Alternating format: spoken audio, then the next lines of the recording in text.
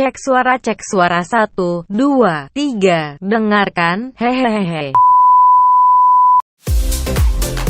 Virus penyakit yang menyerang seluruh negara tak mengenal status ras dan agama telah menghantui kita semua di tahun 2020 ini.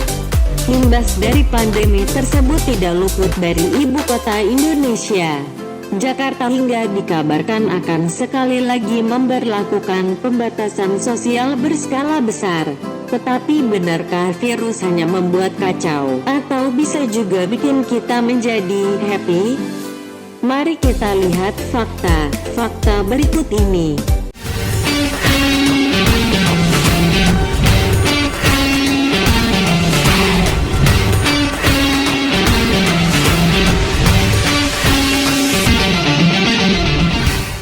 Beberapa hari yang lalu kita digemparkan oleh pengumuman dari Gubernur DKI Jakarta, Anies Baswedan, yang mengabarkan kalau akan diadakannya lagi PSBB. Menurut Anies, Presiden RI Joko Widodo menyatakan dengan tegas untuk tidak merestart ekonomi sebelum kesehatan rakyat bisa terkendali. Menurut Gubernur, PSBB akan diadakan mulai hari Senin, tanggal 14 September tahun 2020. Hal ini terjadi mengingat angka penyebaran virus yang terus meningkat. Riset mencatat bahwa 13 dari setiap 100 orang terjangkit virus, dan Jakarta menyumbang hampir 1/4 kasus di tanah air. Setelah mendengar pengumuman tersebut, orang terkaya RI Budi Hartono ikut angkat bicara mengenai PSBB. Beliau langsung mengirimkan surat kepada Presiden RI Joko Widodo. Dalam suratnya, pemilik Jarum Group ini mengatakan pemberlakuan PSBB bukan langkah yang tepat. Ada beberapa alasan, dan salah satu alasannya adalah PSBB terbukti tidak efektif menurunkan tingkat pertumbuhan infeksi di Jakarta. Dalam suratnya juga terlampirkan diagram pertumbuhan infeksi yang masih meningkat saat PSBB. Alasan lainnya adalah tidak akan ada perubahan pada kapasitas rumah sakit DKI Jakarta. Tetap akan maksimum dengan atau tidak diberlakukannya PSBB lagi. Beliau menyebut seharusnya pemerintah harus terus menyiapkan tempat isolasi mandiri untuk menangani lonjakan kasus. Dia juga melampirkan gambar tempat isolasi di Port Singapura, di mana pemerintah negara itu membangun kontainer isolasi ber-AC untuk mengantisipasi lonjakan dari kasus yang perlu mendapatkan penanganan medis. Fasilitas seperti ini dapat diadakan dan dibangun dalam jangka waktu singkat, kurang dari 2 minggu, karena memanfaatkan kontainer yang tinggal dipasang AC dan tangga, papar Budi.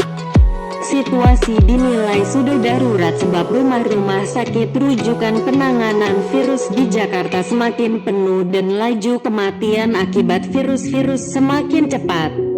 Kebijakan Anies juga langsung direspons sejumlah menteri. Menteri Koordinator Bidang Perekonomian Airlangga Hartarto menyebut anjloknya indeks harga saham gabungan (IHSG) karena tertekan oleh pengumuman PSBB DKI Jakarta. Kabarnya sehari setelah pengumuman dari Gubernur langsung menghantam nyali investor hingga IHSG langsung turun sebanyak 5%. Selain itu ada banyak sektor usaha lainnya yang terdampak. New normal yang diharapkan memulai pemulihan ekonomi negara pun harus direlakan. Mengapa perlu sampai diadakan PSBB yang beresiko merusak pasar saham Indonesia? Selain peningkatan virus, ada juga berita yang lagi trending mengenai efek baru dari virus yang cukup mematikan, yaitu happy hypoxia. Happy hypoxia akhir-akhir ini menjadi pembahasan yang ramai dibahas. Ini merupakan terminologis baru yang terkait dengan bencana dari Wuhan. Pasien yang terdampak tidak akan merasakan perubahan apapun. Namun sebenarnya paru sedang mengalami kerusakan yang membuat penderita tidak sadar bahwa kadar oksigen dalam tubuh sedang menurun dan membunuh mereka perlahan-lahan. Happy hypoxia adalah pembunuh tanpa gejala. Indonesia sendiri baru ini terdapat kasus happy hypoxia di daerah Banyumas. Mereka adalah penderita positif yang tidak memiliki gejala apapun. Namun jumlah oksigen dalam paru terus-menerus turun hingga meninggal. Kasus ini sebenarnya sudah ditemukan sebelumnya pada bulan Mei lalu di Amerika. Untuk saat ini masih perlu diteliti lebih lanjut. Bagaimana cara memastikannya? 1. Pastikan tidak kena virus. 2. Gunakan masker. 3. Cuci tangan. 4. Jaga jarak. Kasus happy hypoxia sudah terjadi pada banyak orang, tak terkecuali anak muda yang sehat sekalipun. Untuk itu sangat disarankan untuk jika ada sekecil apapun tanda, segeralah periksa ke dokter. Jika sudah melakukan cek dan ternyata terkena happy hypoxia, segeralah terapi oksigen. Udara oksigen yang ada dalam ruangan bebas tidak cukup untuk kita hirup sehingga harus diberikan terapi oksigen melalui perhitungan dengan cek darah. Dengan begitu, jika sudah melakukan cek dan ternyata terkena happy hypoxia, segeralah terapi oksigen. Udara oksigen yang ada dalam ruangan bebas tidak cukup untuk kita hirup sehingga harus diberikan terapi oksigen melalui perhitungan dengan cek darah. Dengan begitu akan dapat diberikan sejumlah oksigen yang dibutuhkan sesuai dengan perhitungan yang sudah diambil.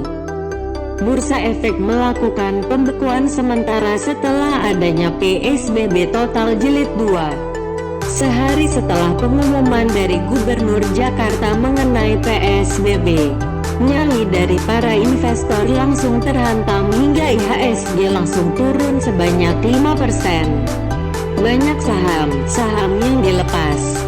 Bahkan tidak terkecuali saham dari emiten farmasi yang sedang berupaya dalam pembuatan antidot dari virus-virus. PSBB memporak-porandakan pasar, dari yang semula 5.900 menjadi 3.900 dalam waktu yang terbilang sangat singkat. Awalnya berada pada level 6.000 sebelum adanya kepanikan di Indonesia. Namun setelah 2 bulan pertama langsung drop. Tepatnya kejatuhan tersebut terjadi pada tanggal 2 Maret setelah pengumuman adanya 2 kasus positif pertama di Indonesia. Sebagai contoh dari penurunan IHSG adalah saat pembukaan pada hari Kamis tanggal 10 September tahun 2020, IHSG langsung jatuh 1,26% di level 5084,03. Selang 6 menit penurunan IHSG semakin parah yakni 4,27% di level 4929,22. IHSG keluar lagi dari level 5000 sejak awal Agustus. Market cap dalam perdagangan 278 triliun rupiah. Tetapi di tengah rasa khawatir yang menghantui, ada kabar baiknya juga dari turunnya IHSG. Seperti perkataan dari Loh Peng Hong, orang dengan julukan Warren Buffett Indonesia. Ia berpesan kepada para investor, terbiasalah dengan gejolak pasar. Terbiasalah karena setiap hari akan selalu ada dinamika yang membuat pasar saham berfluktuasi. Ketika pasar saham tertekan, akan ada banyak pilihan saham yang harga turun. Jika sudah seperti itu, adalah waktu yang baik untuk membeli saham.